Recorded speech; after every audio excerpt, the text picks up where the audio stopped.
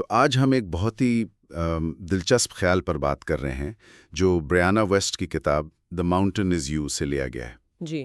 کتاب کا جو مرکزی خیال ہے وہ یہ ہے کہ ہماری زندگی کی سب سے بڑی رکاوٹ، وہ پہاڑ جسے ہم سر کرنے کی کوشش کر رہے ہیں، وہ کہیں باہر نہیں ہے بلکہ ہمارے اندر ہے۔ بالکل، وہ ہم خود ہیں۔ یہ کافی چونکا دینے والی بات ہے نا، کہ ہم خود ہی اپنی راہ میں کھڑے ہیں۔ صحیح۔ تو آج ہم اسی خیال کی گہرائی میں اتریں گے کہ یہ اپنی راہ میں خود رکاوٹ بننے کا عمل یعنی سیلف سیبوٹاج آخر ہے کیا، ہم ایسا کرتے کیوں ہیں، اور اس سے نکلنے کا راستہ کیا ہو سکتا ہے۔ اور کتاب کی شروعات میں ایک مثال بہت زبردست ہے۔ جنگل کی آگ والی؟ جی بالکل، کہ جس طرح جنگل کی آگ پورے ماحولیاتی نظام کے لیے ضروری ہوتی ہے، جو سب کچھ جلا کر زمین کو نئی زندگی کے لیے تیار کرتی ہے، اسی طرح ہماری زندگی کے بحران بھی ایک قسم کی مثبت ٹوٹ پھوٹ ہو سکتی ہے، ایک پازیٹیو ڈس انٹیگریشن۔ بالکل، جو ہمیں خود کو نئے سرے سے بنانے کا موقع دیتے ہیں۔ صحیح۔ اور کتاب کے مطابق یہ جو ہمارے اندر کا پہاڑ ہے، یہ دراصل ہماری شخصیت کے دو حصوں کے ٹکراؤ سے بنتا ہے۔ ایک ہمارا شعور ہے جو چیخ چیخ کے کہہ رہا ہوتا ہے کہ مجھے کامیاب ہونا ہے، مجھے ایک بہتر رشتہ چاہیے۔ جی۔ اور دوسرا ہمارا لاشعور ہے جو چپکے سے بریک لگا رہا ہوتا ہے، اور ہمیں اکثر معلوم بھی نہیں ہوتا کہ یہ بریک لگ کیوں رہا ہے۔ تو آج کی ساری گفتگو اسی اندرونی کشمکش کو سمجھنے کے بارے میں؟ جی، اسی گتھی کو سلجھانے کے بارے میں۔ چلیں تو پھر اس مسئلے کی تہہ تک پہنچتے ہیں۔ کتاب کے مطابق یہ جو اپنی راہ میں رکاوٹ ڈالنا ہے، یہ کوئی کمزوری یا خود سے نفرت کی علامت نہیں ہے جو عام طور پہ سمجھا جاتا ہے۔ نہیں، بالکل نہیں۔ بلکہ یہ کچھ اور ہے۔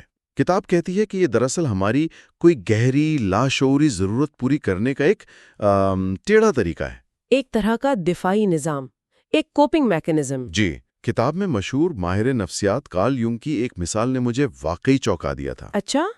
کیسے بچپن کا ایک واقعہ ہماری پوری زندگی کی عادتوں کو شیپ کر سکتا ہے۔ واقعہ کچھ یوں ہے کہ جب ینگ بچپن میں اسکول میں گرے اور ان کے سر پر چوٹ لگی تو ان کے ذہن میں جو پہلا خیال آیا وہ یہ تھا کہ شاید اب مجھے اسکول نہیں جانا پڑے گا۔ جی، اور یہاں سے بات بہت دلچسپ ہو جاتی ہے۔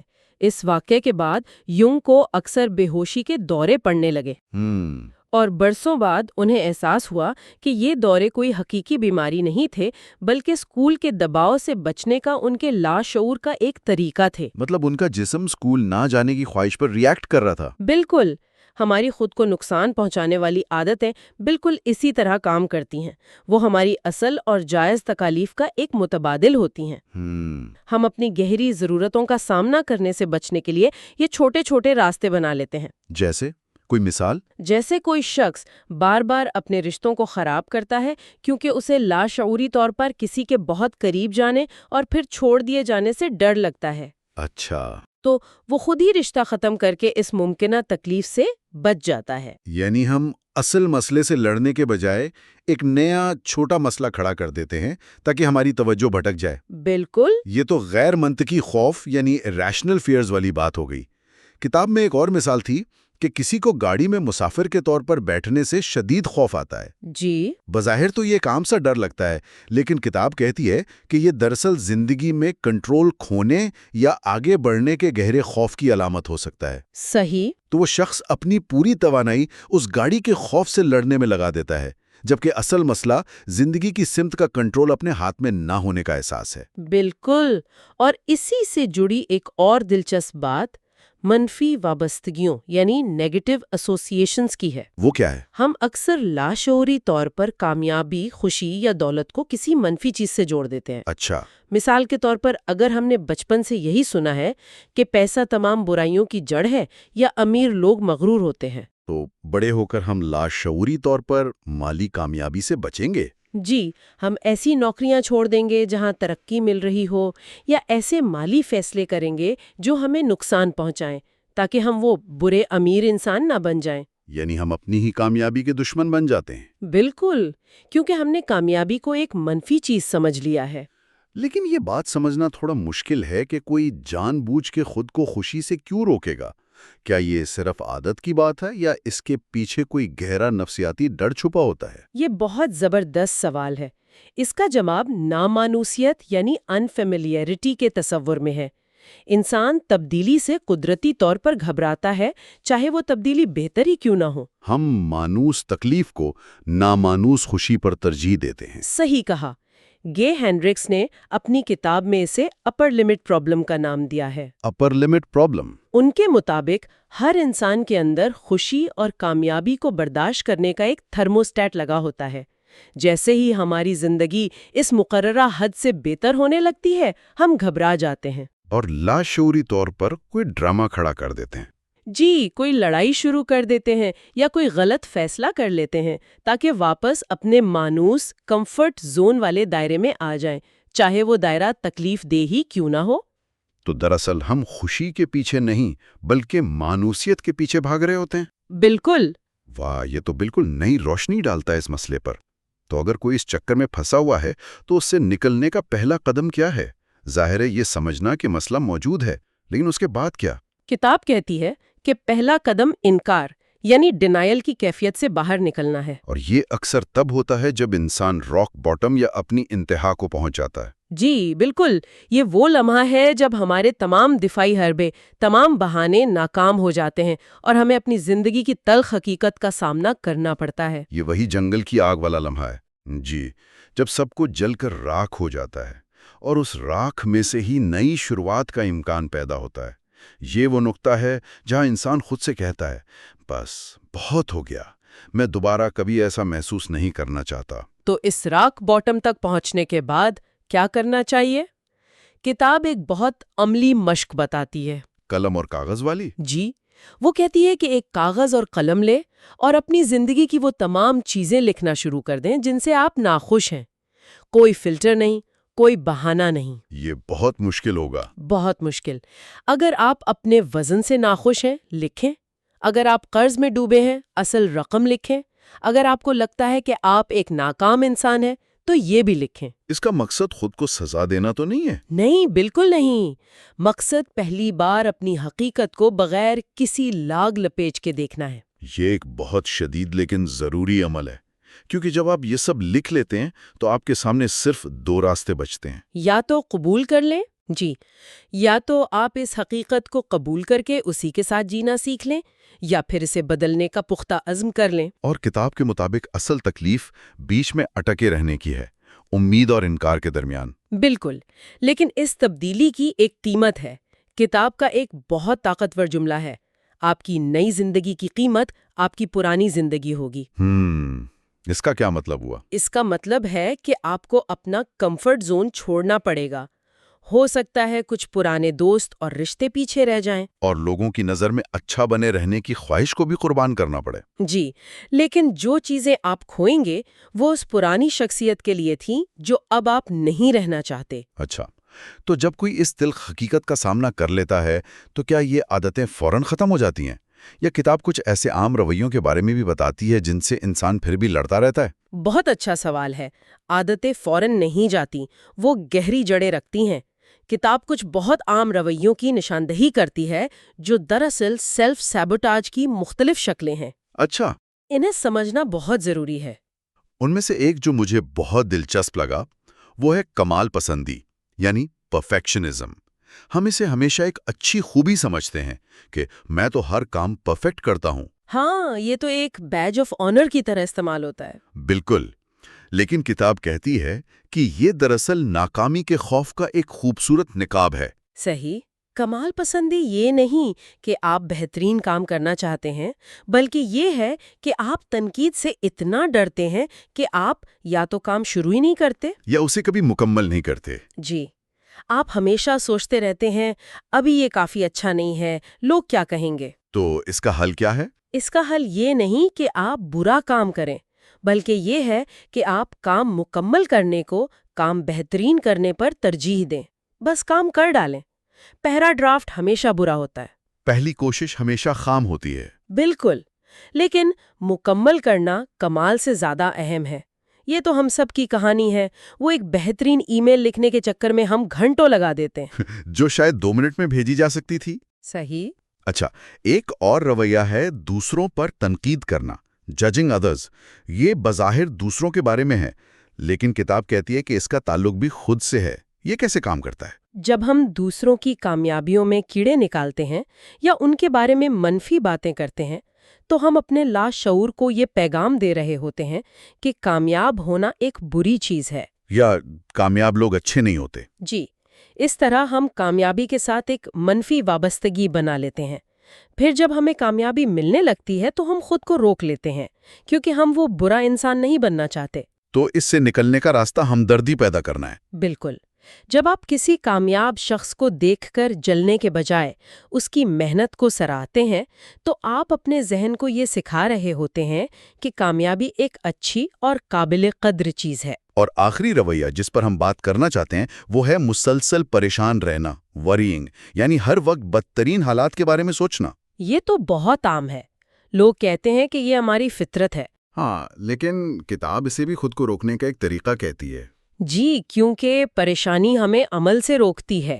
جب آپ اپنے ذہن میں ہر ممکنہ منفی نتیجہ سوچ لیتے ہیں تو آپ اتنا ڈر جاتے ہیں کہ آپ پہلا قدم ہی نہیں اٹھاتے۔ تو یہ پریشانی کیا ہے پھر؟ کتاب کہتی ہے کہ پریشانی دراصل کسی گہری، غیر پوری شدہ ضرورت یا خواہش کی علامت ہے۔ آپ کا خوف آپ کو کچھ بتانے کی کوشش کر رہا ہے۔ اچھا، جیسے؟ مثال کے طور پر اگر آپ ہر وقت نوکری کھونے سے پریشان رہتے ہیں تو ہو سکتا ہے کہ آپ کا لاشعور آپ کو یہ بتا رہا ہو کہ آپ اس نوکری سے خوش نہیں ہیں اور آپ کو کچھ نیا کرنے کی ضرورت ہے۔ تو خوف سے بھاگنے کے بجائے اس کے پیغام کو سنیں۔ جی، پوچھیں، یہ ڈر مجھے کس چیز سے بچانے کی کوشش کر رہا ہے اور یہ مجھے کس چیز کی طرف دھکیلنا چاہتا ہے؟ اس ضرورت کو پہچان کر اسے صحت مند طریقے سے پورا کریں۔ تو اگر ہم آج کی ساری بات کو سمیٹیں تو جس پہاڑ پر چڑھنا ہمیں ناممکن لگ رہا ہے وہ دراصل ہمارے اندر ہی موجود ہے۔ اور اپنی راہ میں رکاوٹ بننے کا یہ عمل خود کو سزا دینا نہیں بلکہ ایک بھٹکا ہوا حفاظتی طریقہ ہے۔ بالکل۔ یہ سمجھنا کہ ہماری یہ عادتیں، چاہے وہ کمال پسندی ہو، تنقید ہو یا پریشانی، کن لاشعوری ضرورتوں کو پورا کر رہی ہیں، اس پہاڑ کو سر کرنے کی طرف پہلا اور سب سے اہم قدم ہے۔ یہ جنگ اپنے خلاف نہیں بلکہ خود کو سمجھنے کے لیے ہے۔ صحیح کہا۔ اور کتاب کا ایک بہت طاقتور نقطہ یہ ہے کہ ہم اکثر اپنے شکوک کو اپنی صلاحیتوں سے زیادہ وزن دیتے ہیں۔ ہم اپنی منفی سوچ کو حقیقت مان لیتے ہیں۔ جی، اور اپنی مثبت صلاحیتوں کو محض خوش فہمی۔ اس گفتگو کے بعد ایک خیال سوچنے کے لیے چھوڑے جا رہی ہوں۔ جی ضرور۔ کتاب کہتی ہے کہ اگر سب سے خوفناک چیز جس کا آپ کو سامنا ہے وہ صرف اپنے جذبات کو محسوس کرنے اور انہیں سنبھالنے کی صلاحیت کا خوف ہے تو پھر آپ کی راہ میں حقیقت میں کوئی رکاوٹ باقی نہیں رہتی۔ واہ! تو سوال یہ ہے کہ کیا آپ کی سب سے بڑی رکاوٹ واقعی بیرونی حالات ہے یا اپنی ہی جذبات کا سامنا کرنے سے آپ کا اندرونی خوف؟ کبھی آپ نے سوچا ہے کہ ہم جان بوجھ کر وہ کام کیوں کرتے ہیں جو ہمارے لیے ہی نقصان دہ ہیں؟ جیسے عین امتحان سے پہلے پوری رات فلمیں دیکھنا یا ایک اچھے بھلے رشتے کو خود ہی خراب کر دینا۔ جی بالکل۔ اسی عادت یعنی سیلف سابوٹاج یا خود کو نقصان پہنچانے کے پیچھے جو نفسیات ہے اس کو سمجھنے کے لیے آج ہم بریانا ویسٹ کی کتاب دی ماؤنٹین از یو کے کچھ بہت ہی دلچسپ نکات پر بات کریں گے۔ اور یہ صرف بری عادتوں کی بات نہیں ہے۔ کتاب کا جو مرکزی خیال ہے وہ یہ ہے کہ خود کو نقصان پہنچانا کوئی بے ترتیب یا غیر منطقی عمل نہیں ہے۔ اچھا۔ یہ دراصل ہماری کسی گہری لاشعوری ضرورت کو پورا کرنے کی ایک بھٹکی ہوئی کوشش ہے۔ واہ! جب ہم اس ضرورت کو سمجھ لیتے ہیں تبھی ہم اس رویے کو بدل سکتے ہیں۔ بالکل۔ تو آئیے اسی سے شروع کرتے ہیں۔ کتاب میں ایک تصور ہے کور کمٹمنٹس کا۔ جی، یہ وہ لاشعوری وعدے ہیں جو ہم نے خود سے کیے ہوتے ہیں اور اکثر ہمیں خود بھی ان کا علم نہیں ہوتا۔ صحیح۔ کتاب کہتی ہے کہ اگر آپ اپنی زندگی کی سب سے بڑی جدوجہد کو دیکھیں اور اس کی جڑ تک جائیں تو آپ کو اپنی کور کمٹمنٹ مل جائے گی۔ جی، اور یہ کمٹمنٹس بظاہر تو مثبت لگ سکتی ہیں لیکن ان کے نتائج وہ منفی ہوتے ہیں۔ جیسے کہ؟ مثال کے طور پر ایک شخص جس کی بنیادی کمٹمنٹ آزادی ہے وہ شاید بہترین نوکریوں کو ٹھکرا دے گا یا سنجیدہ تعلقات سے بھاگے گا۔ کیوں؟ کیونکہ اس کا لاشعور ہر قسم کی پابندی کو ایک خطرے کے طور پر دیکھتا ہے۔ وہ آزادی چاہتا ہے لیکن اس کی قیمت تنہائی یا آپ کہہ لیں عدم استحکام کی صورت میں ادا کرتا ہے۔ اور ایک مثال جو مجھے بہت دلچسپ لگی وہ چاہت محسوس کرنے کی کمٹمنٹ تھی۔ ہاں یعنی ایک شخص جو چاہتا ہے کہ اسے ہمیشہ چاہا جائے، وہ جان بوجھ کر تعلقات کو ایک خاص حد سے آگے بڑھنے ہی نہیں دے گا۔ بالکل، وہ اس ابتدائی رومانس اور کشش کو ہمیشہ زندہ رکھنا چاہتا ہے، کیونکہ گہرے تعلق میں جانے سے اسے لگتا ہے کہ شاید وہ کشش ختم ہو جائے۔ صحیح۔ ہاں، اور اسی طرح کنٹرول میں رہنے کی کمٹمنٹ ہے۔ ایسا شخص ہر چیز کو قابو میں رکھنا چاہتا ہے، اور جب چیزیں اس کے قابو سے باہر ہوتی ہیں تو وہ شدید پریشانی کا شکار ہو جاتا ہے۔ جی، وہ اپنی زندگی کو محفوظ بنانے کی کوشش میں دراصل اسے بہت محدود اور خوفزدہ بنا دیتا ہے۔ یہ سب ہماری بقا کی جبلت کی بگڑی ہوئی شکلیں ہیں۔ یہاں پر کتاب ایک اور گہری بات کرتی ہے جو کور کمٹمنٹس کو کور نیڈز یعنی بنیادی ضروریات سے جوڑتی ہے۔ جی، اور حیرت کی بات یہ ہے کہ ہماری بنیادی ضرورت ہماری کمٹمنٹ کے بالکل الٹ ہوتی ہے۔ یہ اس پوری بحث کا سب سے اہم نقطہ ہے۔ واقعی؟ جی، اگر آپ کی کمٹمنٹ کنٹرول میں رہنا ہے تو آپ کی اصل ضرورت بھروسہ کرنا سیکھنا ہے۔ اگر آپ کی کمٹمنٹ یہ ہے کہ دوسروں کو میری ضرورت ہو، تو آپ کی اصل ضرورت یہ جاننا ہے کہ مجھے بغیر کسی وجہ کے بھی چاہا جاتا ہے۔ اور اگر کمٹمنٹ دوسروں سے محبت پانا ہے تو آپ کی اصل ضرورت خود سے محبت کرنا ہے۔ تو اس کا مطلب یہ ہوا کہ ہم اپنی اصل ضرورت کو پورا کرنے کے بجائے اس کے خوف سے ایک الٹی سمت میں بھاگ رہے ہوتے ہیں۔ بالکل۔ ہم بھروسہ کرنے سے ڈرتے ہیں، اس لیے ہر چیز کو کنٹرول کرنے کی کوشش کرتے ہیں۔ صحیح۔ ہم یہ ماننے سے ڈرتے ہیں کہ ہم خود محبت کے قابل ہیں، اس لیے دوسروں کی توجہ حاصل کرنے کے لیے خود کو بے بس ظاہر کرتے ہیں۔ بالکل۔ اور جب تک ہم اپنی اس بنیادی ضرورت کا سامنا نہیں کرتے اور اسے پورا نہیں کرتے، ہماری کمٹمنٹ کی علامات یعنی وہ خود کو نقصان پہنچانے والے رویے وہ مزید شدت اختیار کرتے جاتے ہیں۔ تو یہ ایک شیطانی چکر بن جاتا ہے۔ جی بالکل۔ ٹھیک ہے، تو ہم نے مسئلے کی جڑ تو پہچان لی، لیکن صرف یہ جاننا کافی نہیں ہے۔ اصل چیلنج تو اس رویے کو بدلنا ہے۔ کتاب کہتی ہے کہ جب ہم ان عادتوں کو چھوڑنے کی کوشش کرتے ہیں تو اکثر ہم پہلے سے بھی برا محسوس کرنے لگتے ہیں۔ یہ تھوڑی عجیب لگتی ہے۔ یہ عجیب ضرور لگتی ہے، لیکن نفسیاتی طور پر بالکل منطقی ہے۔ وہ کیسے؟ سوچیں، یہ منفی رویے چاہے کتنے ہی نقصان دہ کیوں نہ ہو، ہمارے لیے مانوس ہیں۔ وہ ہمارا کمفرٹ زون ہے۔ جب ہم انہیں چھوڑتے ہیں تو ہمیں غیر یقینی صورتحال میں قدم رکھتے ہیں۔ اچھا۔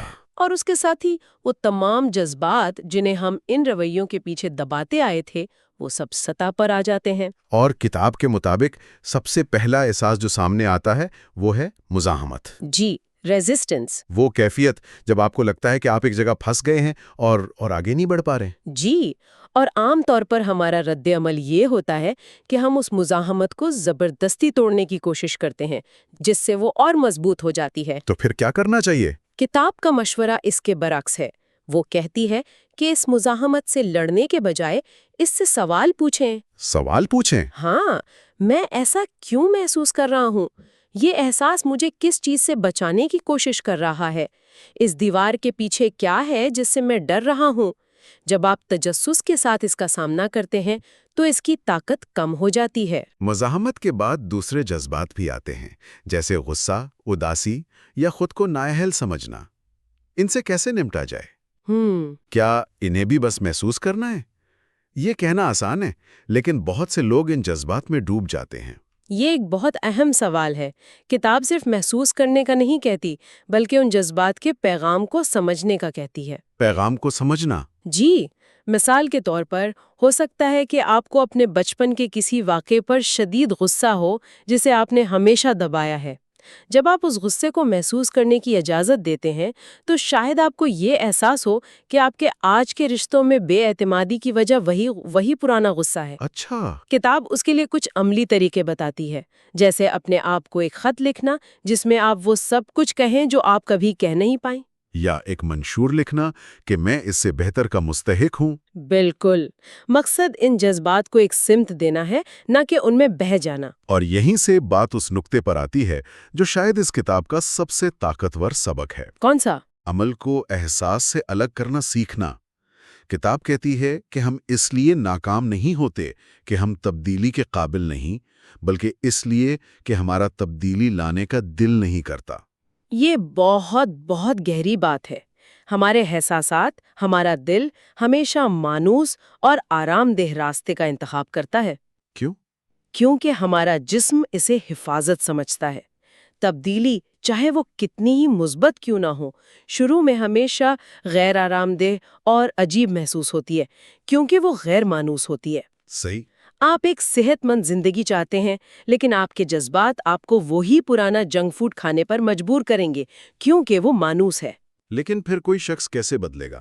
اگر آپ کو ہر صحیح کام کرنے میں برا محسوس ہو رہا ہو تو آپ خود کو آگے کیسے بڑھائیں گے؟ یہ تو ایک مستقل جنگ کی طرح لگتا ہے۔ یہیں پر منطق اور ویژن کا کردار آتا ہے۔ اچھا۔ آپ کو اپنے احساسات پر بھروسہ کرنے کے بجائے اپنے ویژن پر بھروسہ کرنا پڑتا ہے۔ آپ کو خود کو یاد دلانا پڑتا ہے کہ احساسات حقیقت کا پیمانہ نہیں ہوتے، وہ صرف ماضی کے تجربات کا عکس ہوتے ہیں۔ یعنی جو محسوس ہو رہا ہے وہ سچ نہیں ہے۔ ضروری نہیں کہ سچ ہو۔ آپ کو لگ سکتا ہے کہ آپ بیکار ہیں، لیکن حقیقت یہ نہیں ہے۔ آپ کو لگ سکتا ہے کہ کوئی امید نہیں، لیکن امید ہمیشہ ہوتی ہے۔ عمل پہلے آتا ہے، تحریک اور مثبت احساسات بعد میں آتے ہیں۔ مطلب ورزش کرنے کا انتظار نہ کریں جب تک دل کرے؟ بالکل۔ آپ ورزش کرتے ہیں اور پھر آپ کو اچھا محسوس ہوتا ہے۔ تو گویا ہمیں اپنے جذبات کو نظر انداز نہیں کرنا، بلکہ انہیں ڈرائیونگ سیٹ سے ہٹا دینا ہے۔ بہترین۔ وہ گاڑی میں بیٹھ سکتے ہیں، لیکن گاڑی چلائیں گے ہم، اپنی منطق اور اپنے مقاصد کی بنیاد پر۔ بالکل یہی بات ہے۔ کتاب میں منفی جذبات کے بارے میں ایک پورا حصہ ہے جس میں کہا گیا ہے کہ یہ ہمارے دشمن نہیں بلکہ رہنما ہیں۔ جی۔ ہمارے ٹریگرز ہمیں صرف پرانے زخم نہیں دکھاتے بلکہ گہری سچائیاں بتاتے ہیں، جیسے غصہ۔ ہم ہمیشہ سنتے ہیں کہ غصہ بری چیز ہے، لیکن کتاب اسے ایک خوبصورت جذبہ کہتی ہے۔ جی، کیونکہ غصہ ہمیں بتاتا ہے کہ ہماری حدود کہاں پامال ہو رہی ہیں۔ یہ ناانصافی کے خلاف ہمارے اندر کا الارم ہے، یہ ہمیں عمل پر اکساتا ہے۔ صحیح۔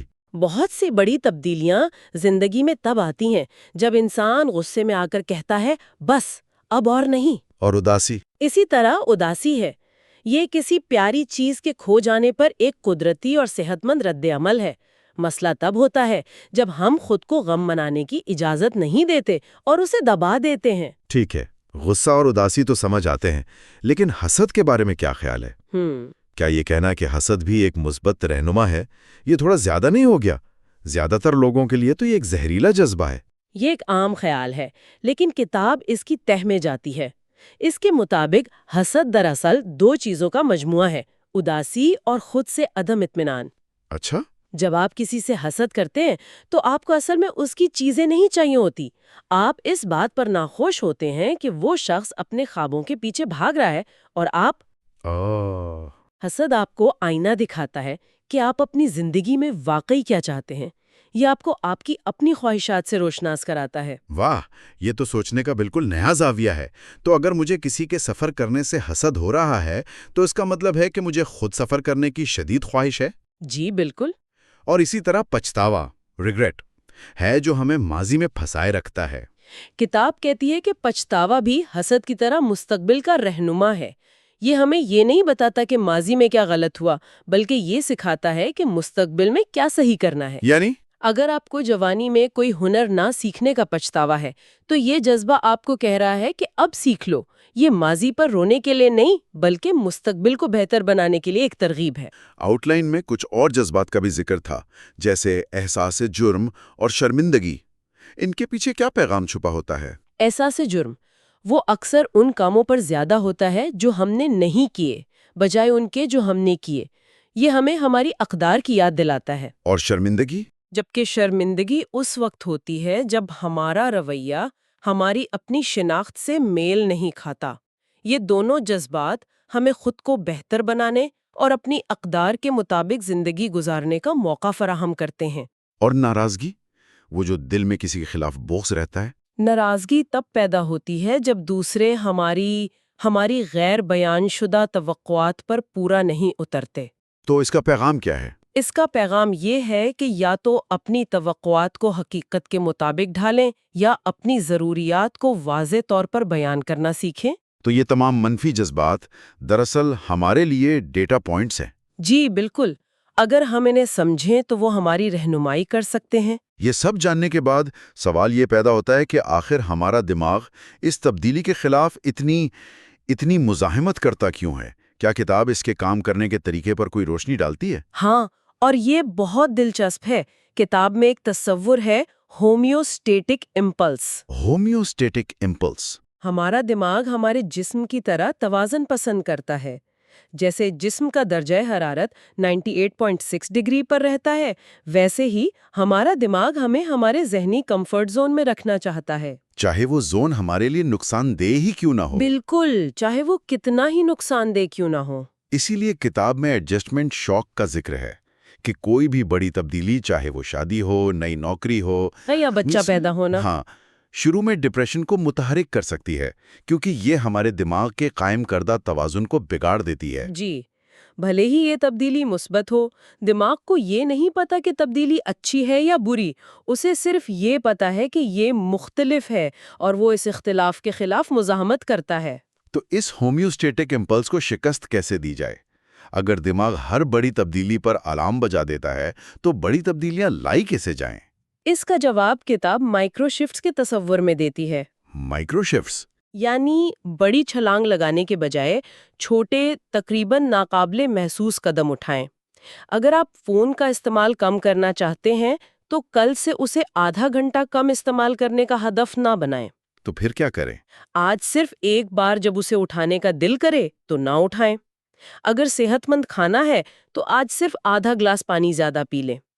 یہ چھوٹے قدم اتنے معمولی ہوتے ہیں کہ دماغ کا الارم سسٹم متحرک نہیں ہوتا، اور آہستہ آہستہ یہ نئی عادت آپ کا نیا کمفرٹ زون بن جاتی ہے۔ بالکل۔ اور ایک آخری تصور جو مجھے بہت طاقتور لگا وہ تھا اینٹی فریجائل مائنڈ کا، یعنی انسانی دماغ نازک نہیں ہے بلکہ یہ مشکلات اور چیلنجز سے مزید مضبوط ہوتا ہے۔ جی، اور اگر ہم اپنی زندگی کو بہت زیادہ محفوظ اور آسان بنا دیں اور اسے حقیقی چیلنجز سے محروم کر دیں تو دماغ خود اپنے لیے مسائل پیدا کرنا شروع کر دیتا ہے۔ اچھا، وہ غیر ضروری پریشانیاں، وہم اور خوف پیدا کرتا ہے تاکہ اسے قابو پانے کے لیے کچھ کام مل سکے۔ یہ ایک ایسی مشین کی طرح ہے جسے چلنے کے لیے بنایا گیا ہے۔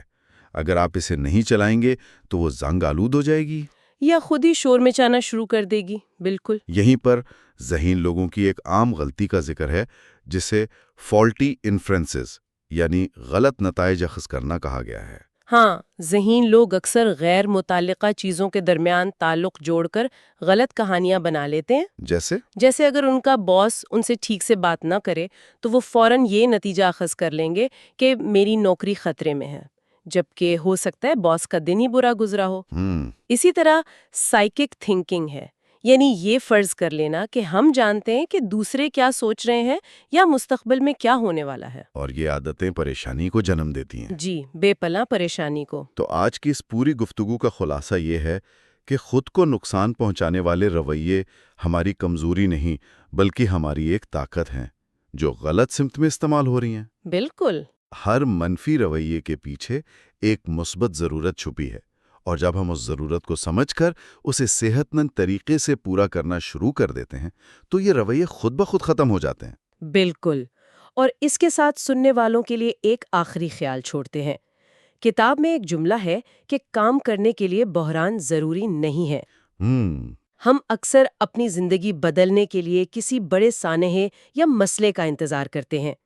تو سوچنے کی بات یہ ہے کہ اگر اصل چیلنج کسی بحران پر قابو پانا نہیں بلکہ بحران کے بغیر ترقی کرنا اور کچھ نیا تخلیق کرنا ہو تو کیسا ہو؟ یعنی اگر کسی مسئلے کے حل ہونے کا انتظار نہ کریں تو آپ آج کیا تعمیر کر سکتے ہیں؟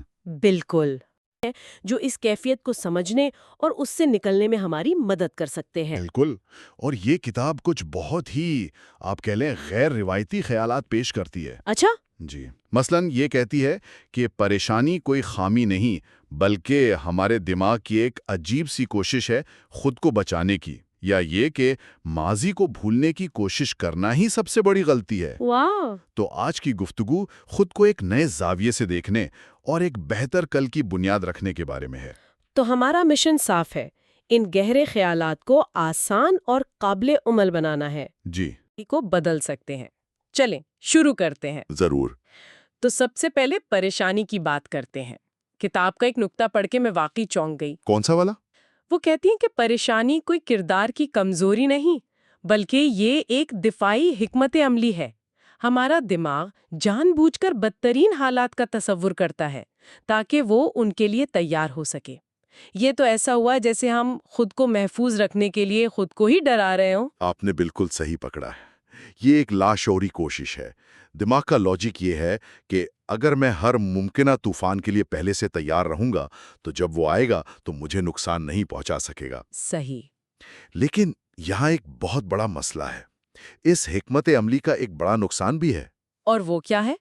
بظاہر تو یہ ایک سمجھدارانہ سوچ لگتی ہے کہ تیاری کر لینی چاہیے۔ مسئلہ یہ ہے کہ مسلسل پریشانی ہمارے دماغ کو ایک عجیب سی تربیت دے دیتی ہے۔ یہ اسے لا تعداد منفی امکانات کے لیے ہر وقت تیار رکھتی ہے۔ اچھا۔ تو جس چیز کو ہم اپنی حفاظت سمجھ رہے ہوتے ہیں وہ دراصل ہمیں ہر کونے میں خطرہ دیکھنے پر مجبور کر رہی ہوتی ہے۔ ہمارا ذہن بدترین صورتحال کی توقع کرنے، اسے تلاش کرنے اور کبھی کبھی تو اسے خود ہی تخلیق کرنے لگتا ہے۔ بالکل، ہم ہر چھوٹی سی بات میں تباہی کا اشارہ ڈھونڈنے لگتے ہیں۔ اور یہیں سے وہ شیطانی چکر یا نیسٹی سائیکل شروع ہوتا ہے جس کا ذکر کتاب میں ہے۔ یہ ایک طرح کی توہم پرستی بن جاتی ہے نا؟ جی، کیسی توہم پرستی؟ جیسے کوئی کھلاڑی میچ سے پہلے ہمیشہ ایک ہی جراب پہنتا ہے، ہم بھی سوچنے لگتے ہیں کہ اگر میں پریشان رہوں گا تو کچھ برا نہیں ہوگا، اور جب کچھ برا نہیں ہوتا تو ہمارا دماغ کہتا ہے دیکھا پریشانی نے کام کر دکھایا۔ بالکل یہی ہوتا ہے، حالانکہ ان دونوں کا آپس میں کوئی تعلق ہی نہیں ہوتا۔ ہم اپنی پریشانی کو کامیابی کا صحرا پہنا دیتے ہیں۔ تو اسی لیے جب کوئی ہم سے کہتا ہے کہ ارے پریشان مت ہو، تو یہ مشورہ الٹا اثر کرتا ہے۔ 100%۔ یہ ایسا ہے جیسے آپ کسی سپاہی سے کہہ رہے ہوں کہ اپنی ڈھال نیچے کر دو، جبکہ اسے چاروں طرف خطرہ محسوس ہو رہا ہو۔ تو اس کا خوف اور بڑھ جاتا ہے۔ بالکل، اسے لگتا ہے کہ اگر اس نے پریشان ہونا چھوڑ دیا تو کچھ بہت برا ہو جائے گا۔ واہ، یہ تو سوچنے کا بالکل ہی الٹ طریقہ ہے۔ یعنی پریشانی کو دشمن سمجھ کر لڑنے کے بجائے ہم اس کے مقصد کو سمجھ کر اسے ایک بہتر متبادل دے رہے ہیں۔ جی، تو پھر حل کیا ہے؟ اگر پریشان ماں ہوں کہنا کام نہیں کرتا تو پھر کیا کرتا ہے؟ حل یہ ہے کہ ہم اپنے دماغ کو محفوظ محسوس کرنے کا ایک نیا اور صحت مند طریقہ سکھائیں۔ جیسے کہ؟ کتاب میں ایک چھوٹی سی تکنیک بتائی گئی ہے۔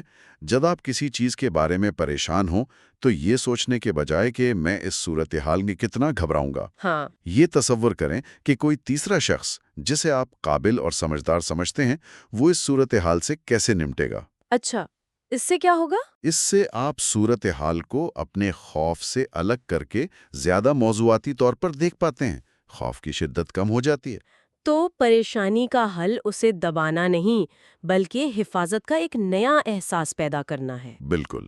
اور یہ احساس والی بات مجھے ماضی کے موضوع کی طرف لے جاتی ہے، کیونکہ اکثر لوگ ماضی میں اس لیے پھنسے رہتے ہیں کہ وہ وہاں خود کو کسی نہ کسی طرح محفوظ محسوس کرتے ہیں، چاہے وہ تکلیف دہ ہی کیوں نہ ہو۔ یہ ایک بہت اہم نکتہ ہے۔ کتاب کہتی ہے کہ ماضی کو چھوڑنے کا مطلب اسے بھولنے کی کوشش کرنا نہیں ہے، یہ ناممکن ہے۔ صحیح۔ یہ بالکل ویسا ہی ہے جیسے میں آپ سے کہوں کہ ایک سفید ہاتھی کے بارے میں مت سوچیں۔ اب آپ کیا سوچ رہی ہیں؟ ظاہر ہے سفید ہاتھی۔ بالکل، ہمارا دل اور دماغ بھی ایسے ہی کام کرتے ہیں۔ جس چیز کو ہم زبردستی بھلانے کی کوشش کرتے ہیں وہ اور زیادہ مضبوطی سے ہمارے ذہن پر چھا جاتی ہے۔ تو پھر صحیح طریقہ کیا ہے؟ کتاب کہتی ہے کہ ماضی کو چھوڑنے کا اصل عمل تب شروع ہوتا ہے جب آپ ایک نئی زندگی کی تعمیر کی طرف ایک قدم اٹھاتے ہیں۔ ایک نئی زندگی کی تعمیر۔ جی، آپ حال میں ایک ایسی زندگی بناتے ہیں جو اتنی دلچسپ، بھرپور اور بامانی ہو کہ ماضی کی یادیں آہستہ آہستہ خود ہی دھندلی پڑ جائیں، ان کی اہمیت کم ہو جائے۔ یعنی آپ ماضی کے خنڈرات میں کھڑے ہو کر سکون حاصل نہیں کر سکتے، آپ کو ایک نیا گھر بنانا پڑتا ہے۔ بالکل یہی، آپ کو ایک نیا گھر بنانا پڑتا ہے۔ نیا گھر بنانا، یہ بہت طاقتور خیال ہے، لیکن کبھی کبھی ماضی کے کچھ تجربات اتنے گہرے ہوتے ہیں کہ وہ اس نئے گھر کی بنیادوں کو بھی کمزور کرتے رہتے ہیں۔ اس کے لیے کتاب میں ایک نفسیاتی تکنیک کا ذکر ہے۔ جی، وہ ویژولائزیشن ایکسرسائز۔ ہاں، وہ سننے میں بہت گہری لگتی ہے۔ وہ ہے بھی۔ اس میں کہا گیا ہے کہ پرانے تجربات سے جذباتی طور پر آزاد ہونے کے لیے آپ کو یادداشت کے ذریعے ان میں دوبارہ داخل ہونا پڑتا ہے۔ دوبارہ داخل ہونا پڑتا ہے؟ جی، آپ آنکھیں بند کر کے اپنے جسم میں اس تکلیف دہ احساس کو محسوس کریں، پھر تصور کریں کہ آپ کا موجودہ زیادہ سمجھدار اور خوشحال آپ اپنے ماضی کے اس تکلیف زدہ آپ کے پاس جا کر بیٹھ گیا ہے۔ یہ سننے میں تو بہت اثر انگیز لگتا ہے، لیکن کیا اس میں یہ خطرہ نہیں کہ انسان اسی تکلیف میں دوبارہ پھنس جائے؟ بہت اچھا سوال ہے۔ اس کا مقصد تکلیف کو دوبارہ جینا نہیں بلکہ اس کی کہانی کو بدلنا ہے۔ کہانی کو بدلنا؟ ہاں، آپ وہاں ایک تماشائی یا شکار بن کر نہیں جاتے بلکہ ایک رہنما بن کر جاتے ہیں۔ آپ تصور کرتے ہیں کہ آپ اپنے ماضی کے آپ کو بتا رہے ہیں کہ یہ دل کا ٹوٹنا یا یہ ناکامی دراصل اس کے لیے بہترین چیز کیوں تھی۔ اچھا۔ آپ اسے سمجھا رہے ہیں کہ مستقبل میں اس سے کہیں بہتر رشتہ یا موقع اس کا منتظر ہے۔ آپ اسے وہ تمام مشورے اور تسلی دے رہے ہیں جو اسے اس وقت سننے کی ضرورت تھی۔ تو اس سے ہوتا کیا ہے؟ یہ عمل ماضی کے ساتھ جڑے ہوئے جذباتی چارج کو ختم کر دیتا ہے۔ آپ اپنے ماضی کے ہمدرد بن جاتے ہیں، اس کے قیدی نہیں۔ یہ تو ماضی کو ایک بوجھ سے ایک سبق میں تبدیل کرنے جیسا ہے۔ آپ اس کی کہانی کے مالک بن جاتے ہیں۔ بالکل۔ اور اکثر اس ماضی کے بوجھ کی جڑ کوئی نہ کوئی جذباتی صدمہ یا ایموشنل ٹراما ہوتا ہے۔ کتاب اس کو بہت واضح طور پر بیان کرتی ہے کہ یہ صرف ایک خیال یا احساس نہیں ہے۔ جی بالکل، یہ ایک جسمانی حقیقت ہے۔ صدمہ تب ہوتا ہے جب کوئی واقعہ آپ کے برداشت کرنے کی صلاحیت سے بڑا ہوتا ہے اور آپ اس خوف سے باہر نہیں نکل پاتے ہیں۔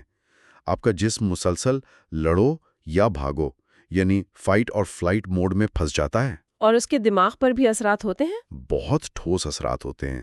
کتاب بتاتی ہے کہ دماغ کے 3 اہم حصے اس سے متاثر ہوتے ہیں۔ ایک ہے امگڈالا۔ امگڈالا یعنی دماغ کا الارم سسٹم؟ بالکل صحیح۔ صدمے کے بعد یہ الارم ہر وقت بجتا رہتا ہے، چاہے کوئی حقیقی خطرہ نہ بھی ہو۔ اوہ! پھر ہے ہپوکیمپس، جو ہماری یادوں کی لائبریری ہے۔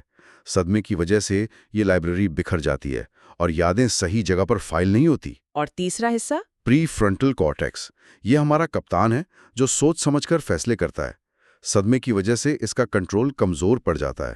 تو آپ تصور کریں، آپ کا الارم ہر وقت بج رہا ہے، یادوں کی لائبریری بکھری ہوئی ہے اور جہاز کا کپتان صورتحال کو سنبھال نہیں پا رہا۔ بالکل، یہ ہے صدمے کی حالت۔ اس وضاحت سے تو پوری تصویر ہی واضح ہو گئی ہے۔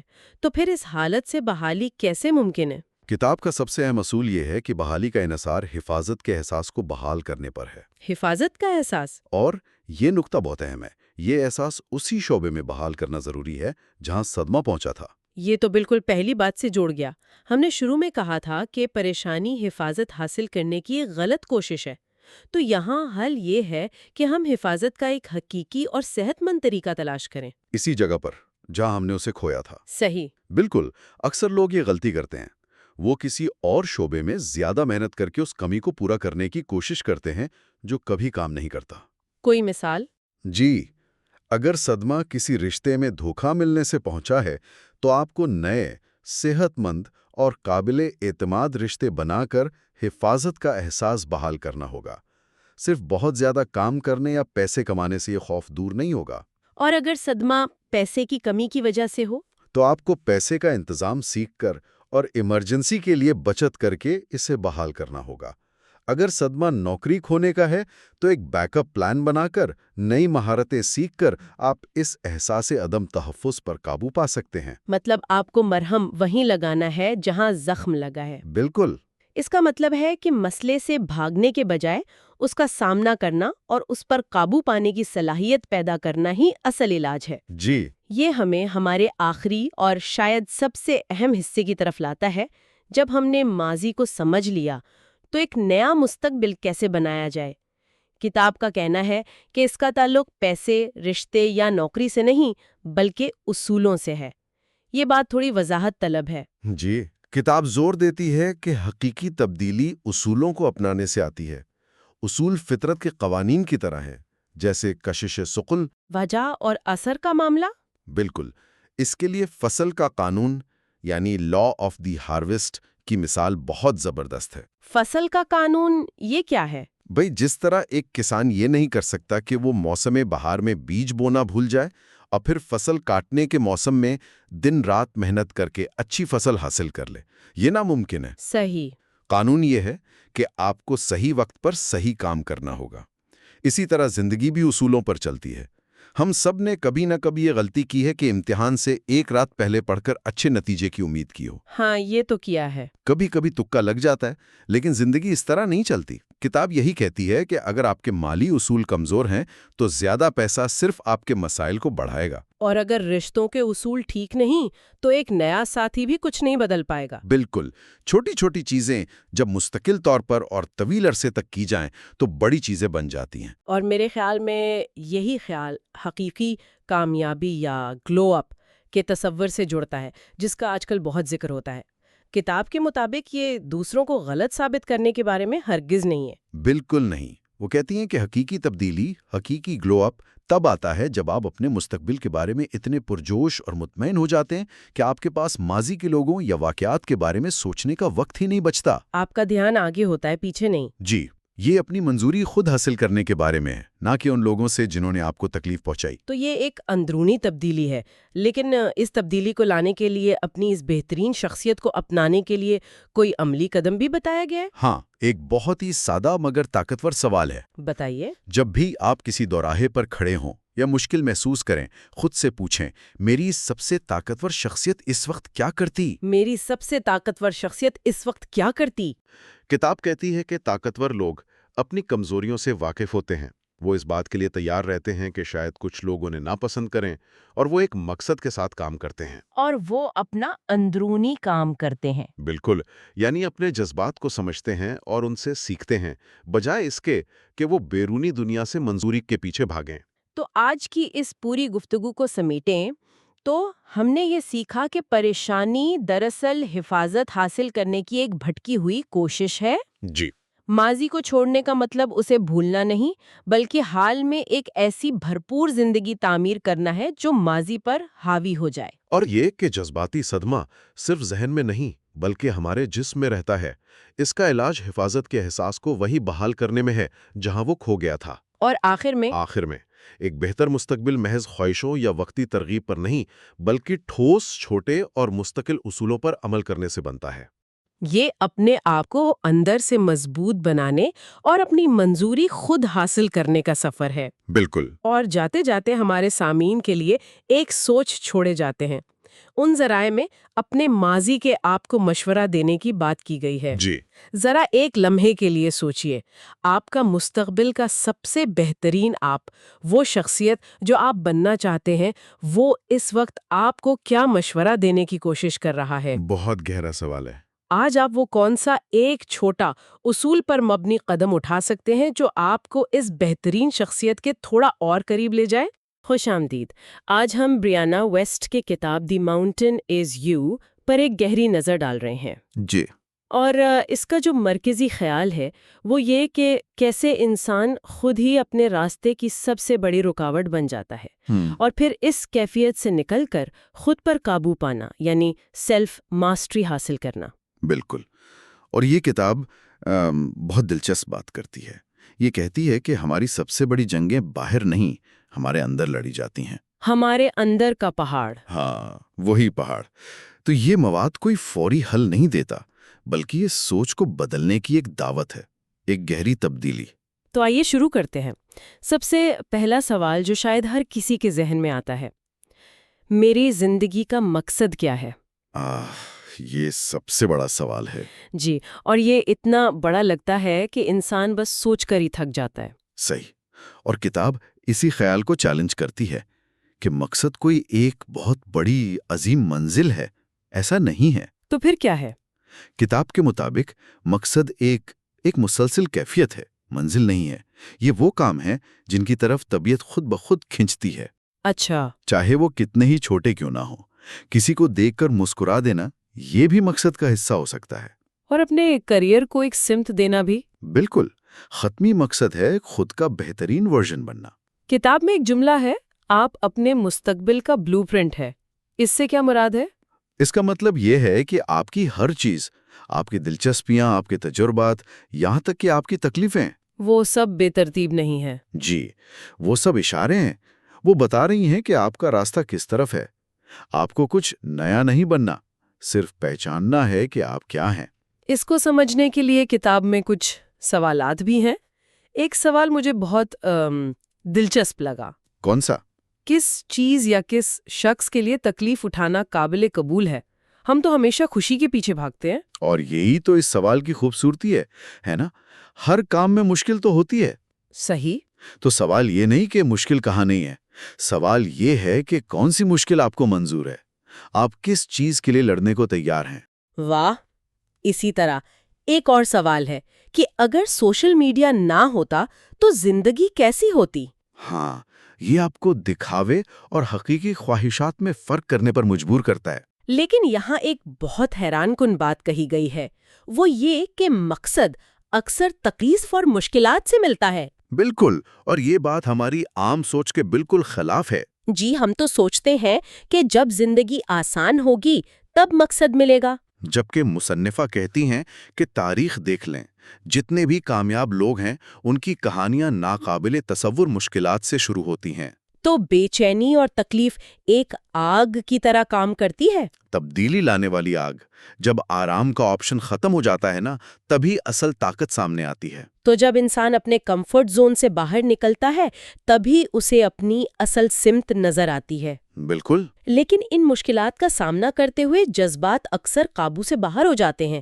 اس اندرونی خلفشار سے کیسے نمٹا جائے؟ آپ نے بالکل صحیح نقطہ اٹھایا ہے۔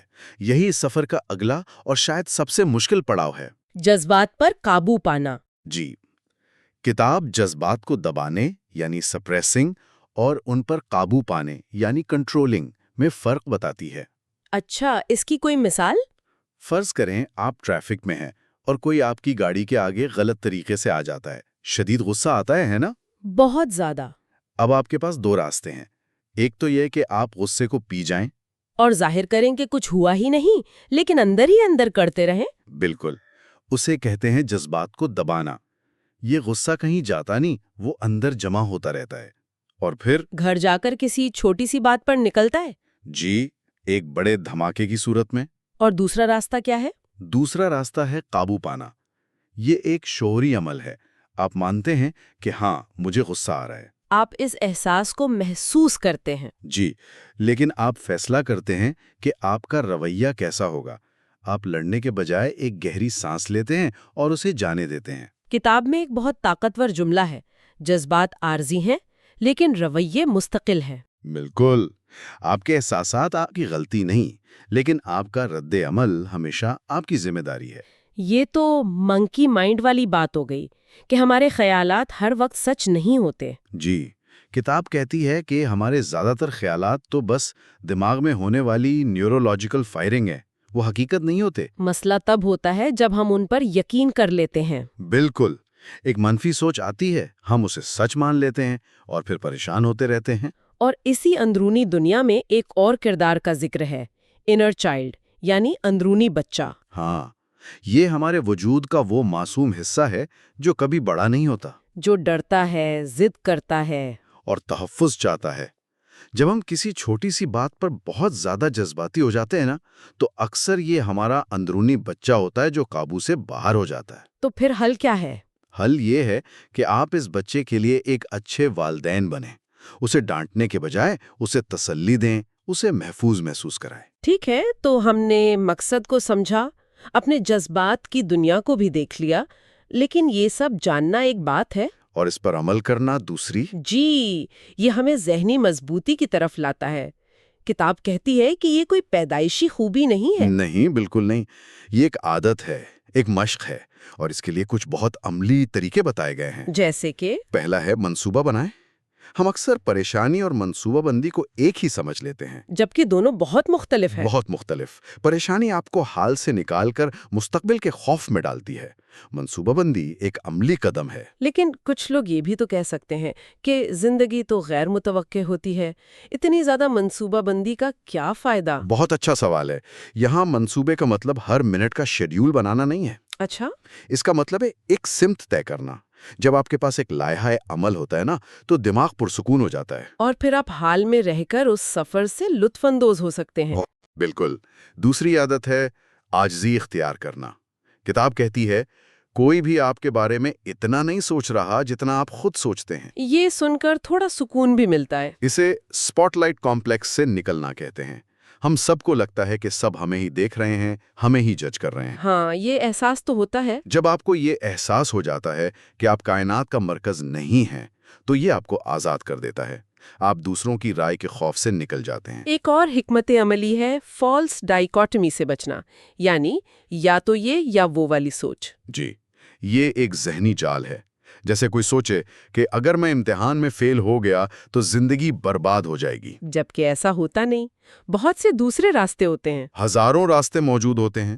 ذہنی مضبوطی ان دو انتہاؤں کے درمیان موجود لاتعداد امکانات کو دیکھنے کا نام ہے. اور آخر میں ایک بہت ہی طاقتور نقطہ، بے چینی کا احترام کریں. کتاب اسے زندگی کا سب سے بڑا تحفہ کہتی ہے. یہ سن کر لوگ حیران ہوتے ہیں. آگے بڑھنے کی صلاحیت رکھتے ہیں. یہ ایک سگنل ہے کہ آپ کی روح مزید کچھ چاہتی ہے. تو اسے دبانے کے بجائے اس کی بات سننی چاہیے. جی، اگر اس کی بات سنیں تو یہ ترقی کا سب سے بڑا ذریعہ بن سکتی ہے. یہ سب کچھ کرنے کے بعد جب کوئی ذہنی طور پر مضبوط ہو جائے تو سوال آتا ہے کہ زندگی سے لطف کیسے اٹھایا جائے. ہاں، اور یہاں بھی کتاب ایک تضاد پیش کرتی ہے. کہتی ہے خوش رہنے کی کوشش چھوڑ دینا ہی پہلا قدم ہے. یہ کیا بات ہوئی؟ یہ بظاہر تضاد ہے لیکن بہت گہری بات ہے. دیکھیں، کتاب کے مطابق خوشی ہماری قدرتی حالت ہے. ہماری ڈیفالٹ سیٹنگ؟ بالکل، جیسے پانی کی قدرتی حالت سکون ہے. مسئلہ تب ہوتا ہے جب ہم خوشی کا پیچھا کرتے ہیں. تو ہم غیر محسوس طور پر اپنے دماغ کو یہ پیغام دیتے ہیں کہ ہم اس وقت خوش نہیں ہیں. جی، اور ناخوشی کے احساس کو دباتے ہیں جو اور تناؤ پیدا کرتا ہے. تو یہ ایسا ہے جیسے آپ مٹھی میں پانی پکڑنے کی کوشش کریں، جتنا زور لگائیں گے اتنا نکل جائے گا. بالکل یہی مثال ہے. جب آپ تمام احساسات کو، خوشی ہو، غم ہو، غصہ ہو، انہیں آنے اور جانے کی اجازت دیتے ہیں، ان سے لڑتے نہیں. تو آپ قدرتی طور پر سکون کی حالت میں واپس آ جاتے ہیں. جی، اصل مقصد اندرونی سکون ہے، لمحاتی خوشی نہیں. تو اس کا مطلب ہے کہ بڑی کامیابیوں کا انتظار کرنے کے بجائے روزمرہ کی زندگی میں اطمینان تلاش کیا جائے، چھوٹی چھوٹی خوشیوں میں. جی بالکل. صبح کی چائے کا پہلا کپ، کھڑکی سے آتی ہوئی دھوپ، کسی سے ایک اچھی گفتگو. یہ وہ لمحات ہیں جو زندگی کو اصل میں امیر بناتے ہیں. اس کے علاوہ کچھ نہ کرنے اور کھیلنے کے لیے وقت نکالنا. ہمارے معاشرے میں تو مصروف رہنا ایک اعزاز سمجھا جاتا ہے. اور یہی غلطی ہے. خالی وقت اور کھیل ہمارے ذہن کو تازہ دم کرتے ہیں اور ہماری تخلیقی صلاحیتوں کو جگاتے ہیں. تو اگر ہم ان تمام باتوں کو جوڑیں تو بنیادی پیغام یہ لگتا ہے کہ ہمارے سامنے جو پہاڑ کھڑا ہے وہ ہمارا دشمن نہیں ہے. نہیں، وہ ایک موقع ہے. خود کو جاننے کا، اپنی چھپی ہوئی طاقتوں کو پہچاننے کا، اور وہ انسان بننے کا جو ہم بننے کے لیے پیدا ہوئے تھے. بالکل. یہ پورا سفر ایک ترتیب میں ہے.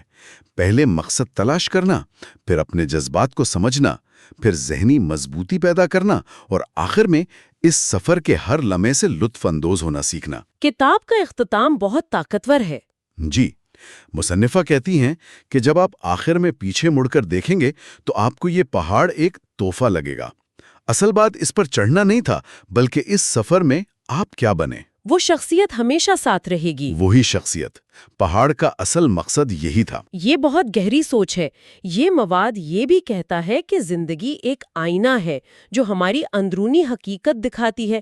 اگر یہ سچ ہے تو آج زندگی کون سا عکس دکھا رہی ہے، اور یہ ہم سے نقطہ نظر میں کون سی ایک چھوٹی سی تبدیلی کا تقاضا کر رہی ہے. یہ ایک ایسی سوچ ہے جس پر غور کیا جا سکتا ہے.